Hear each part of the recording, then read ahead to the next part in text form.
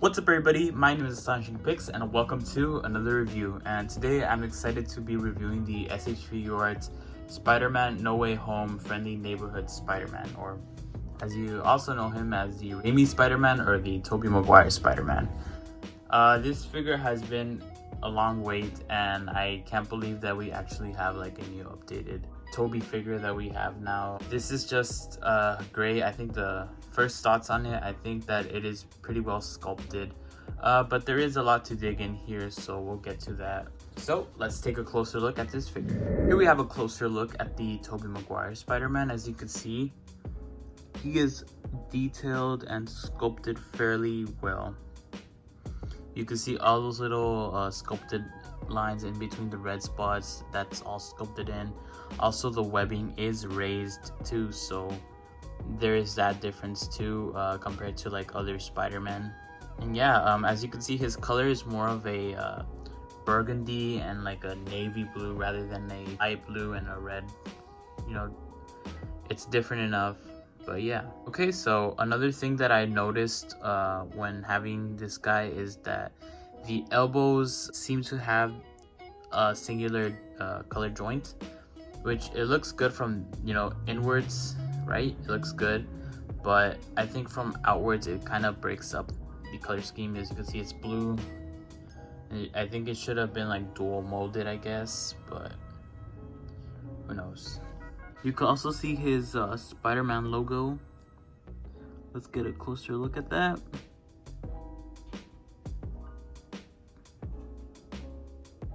There it is.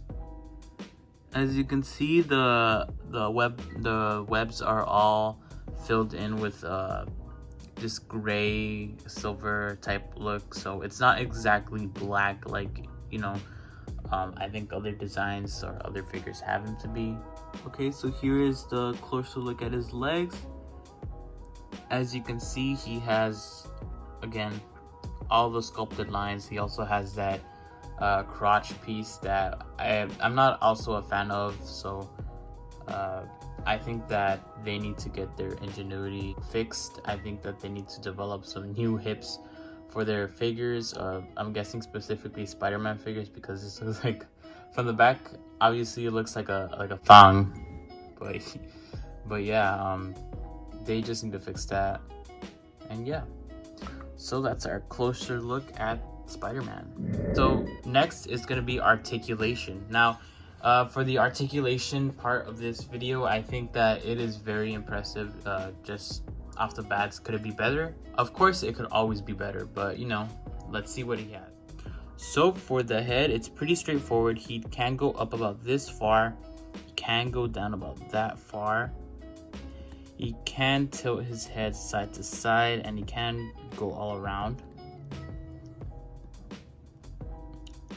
His shoulders, they do have butterfly joints and they move forward pretty well. Back, not so much. He can move his arm about this far up, and he can move it all the way around. As you can see, they're the ball joints, so it can move down or it can move back up.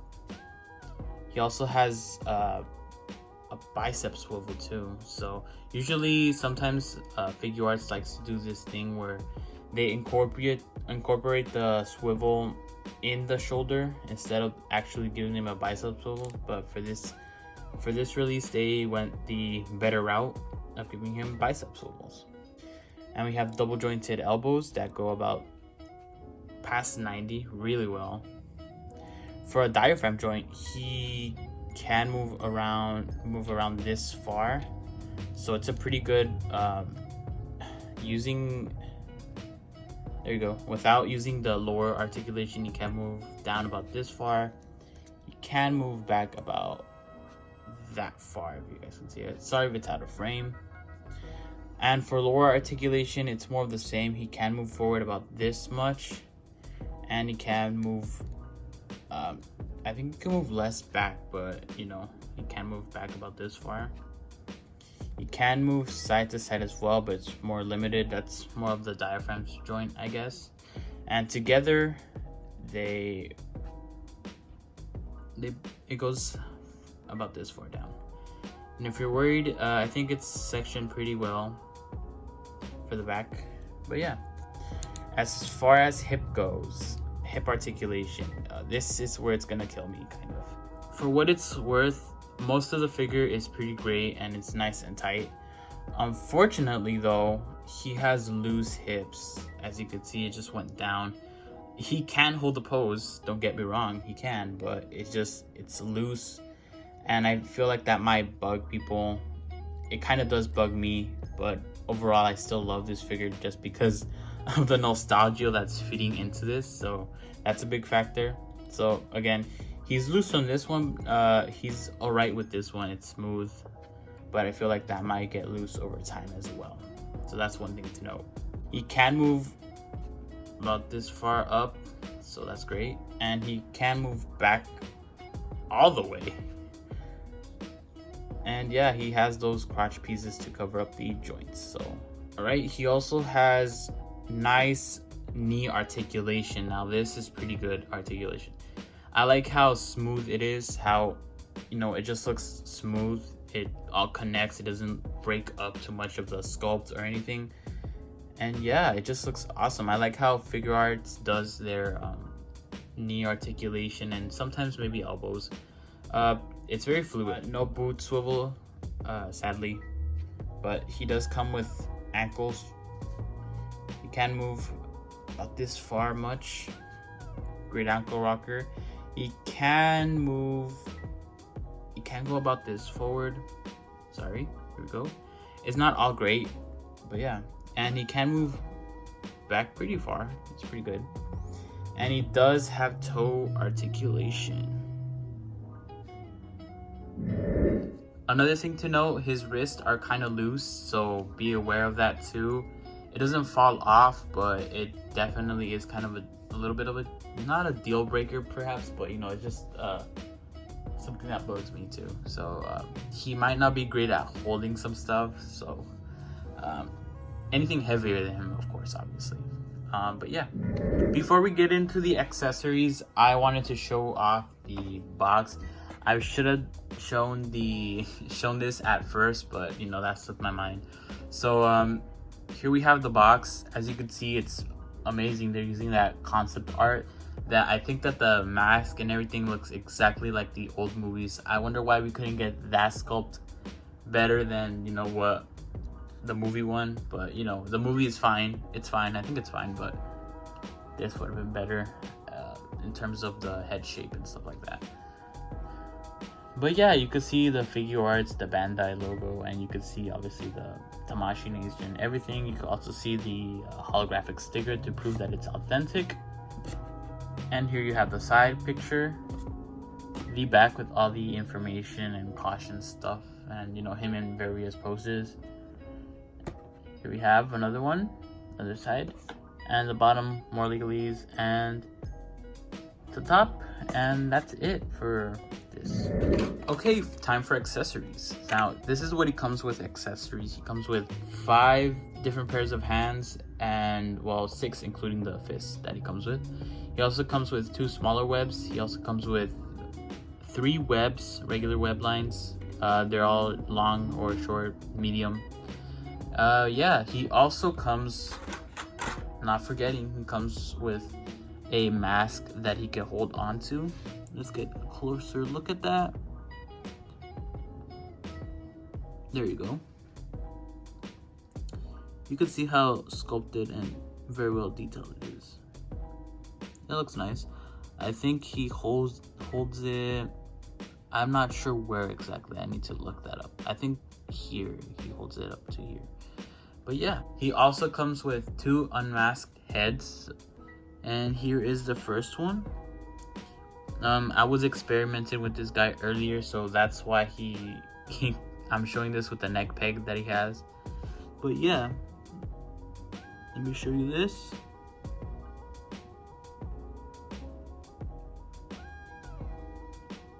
And yeah, I think that looks pretty good. Here is the serious head.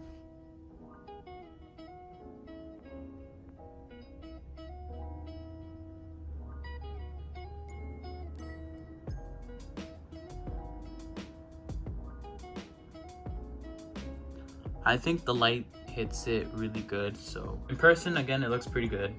In camera, it might look different. I know that there were some figures of this guy earlier before he got released that, you know, it looked kind of wonky and misprinted, but I think he looks great in general. For those of you who are curious about how he looks like without his mask, here you go. I think his neck is, I think, a little bit too long, and that's not me not pressuring it down all the way. That's just how he looks like. I think his neck is a little bit too long, if you ask me. All right, next, let's get into my favorite part of the video, the size comparison. So first off, we have the original 2002 Toy Biz Spider-Man. I'm not sure which one this one is exactly, but you could see times have changed and how much toys have or collectibles have evolved since then. This was great for, I don't know how many years we had him. This was great for a while, and it is fine. There are some issues too with it. I like the head sculpt, I guess, a little bit more better than this one. Yeah, it's just crazy to see that, you know, there is a lot of progress that we made, especially from the early days. Here we have the Tobey Spider-Man next to the Ultimate Spider-Man from Hasbro. Here we have the Tobey Spider-Man, Tobey Spider-Man next to the Amazing Fantasy Spider-Man. As you can see there, I think he's a little bit more taller, but they are generally the same height. Here we have the Mafex next to the SHFiguarts Tobey Spider-Man. They pretty much scale almost the same height. He's a little bit taller though, so mind you that. You can see the difference in color palette, as this one is much brighter and this one is a little bit muted, more monotone. Keeping it with Figuarts, here we have the SHFiguarts Black Widow next to Tobey. As you can see, the skin tone on her is much yellow, and the skin tone on him is much more of a skin color than a yellow skin. She does have that yellow type, or I don't know if she's supposed to be pale by that, but you know. Here we have Moon Knight next to the SHFiguarts Tobey Spider-Man. Here we have another Figuarts here, this time with the Anakin Skywalker. As you can see, they're both almost the same height. Last but not least, here we have the Gaming Greats Scorch from the Black Series next to Tobey. So my overall thoughts. I think that this figure is amazing. It's pretty great. I think great, it might be pushing it, but it is pretty good. I recommend for you guys, anybody who's a Tobey Maguire fan or you know, the Raimi Spider-Man, the original fan of the original movies. I think that you guys will enjoy the, you know, the amount of detail and sculpt that has this figure, and the paint too, and the likeness. It's all there. Well, would I like to see somebody make I guess a figure from, you know, the first 3 movies? Absolutely, I would. I think Rebeltech has made one too, but that's outdated as well. So yeah, if I were to share my nitpicks with this guy, it is that he has loose wrists and his hips are also loose, plus the crotch pieces is probably my least favorite qualities of this guy. Other than that, I think that his range and articulation is pretty good for what you're getting and for what you're paying. And by the way, the MSRP is like probably around like $90 or $95, depending on where you're getting it from. Like Big Bag Toy Store, you're probably getting it at around $95 shipped, or adding to that, you know, you're probably paying like $100 or maybe something like that. I got him for $90 at Ageless Geeks. They have him in stock right now if you guys want to get him. I'm not sponsored by them, by the way, so this is not sponsored. I just got him there. You could order it or go pick it up at Frank & Sons. Anyways, like I said, his articulation is solid. The tightness and loose that's gonna be debatable whether that's gonna make or break it for you guys. But in all the other aspects, the likeness wise is pretty on point. So I think this figure, I would rate it a 7.9 out of 10. It kind of kills me to say that 7.9. I would love to give this a 10 out of 10, but you know, not being clouded by nostalgia, this guy deserves that much. So you know, he gets a point deduction on the loose hips and wrists. That's about it. And the crotch piece. That's pretty much the only complaints that I have when it comes to this figure. Anyways guys, thank you guys for watching this video. Please like and subscribe. Make sure to check out my other platforms. And yeah guys, I'll catch you in the next one.